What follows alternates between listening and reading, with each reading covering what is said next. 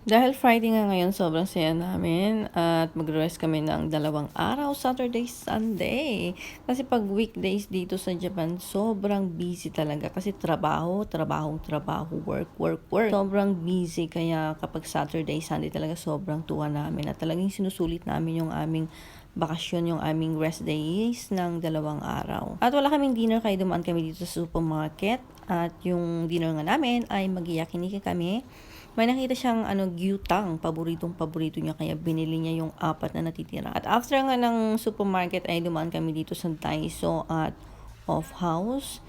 May titignan kasi daw si Honey at yun nga, pumunta din kami dito sa Well Shop para bumili ng aming snack and drinks for tonight kasi syempre Friday magmo-movie marathon tayo.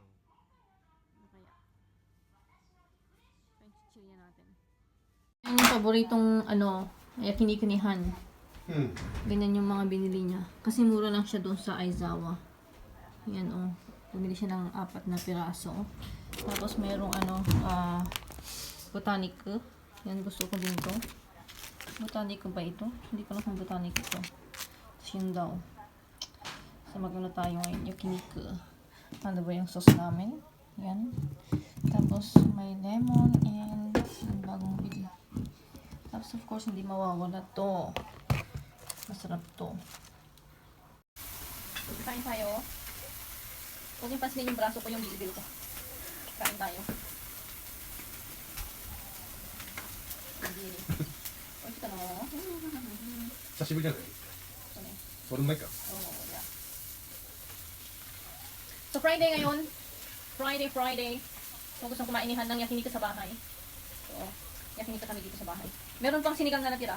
So, kainin ko talaga yung sinigang. Sayang. Oishi. Oishi sinigang, oishi. 美味しいまだあったんだ Oishi yo. Gusto.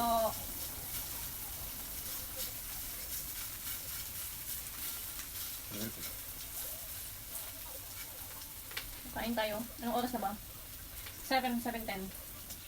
Usually pag kumakain kami ng dinner, mga 6:30 eh. 6 時半 eh. Okay, yan. Wala tayo tibulong. Tapos i-kuha tayo dito. Itay. Mabulot. Tapos kuha tayo dito sa usawan. Ano nga tayo mayat. Try tayo babalo. Nakamas.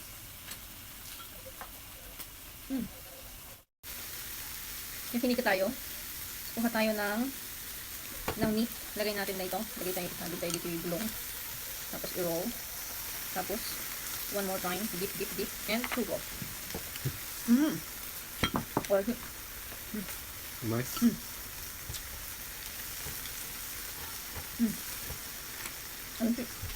これがいいよね may natirang siligang sa gabi. So, sayang mo.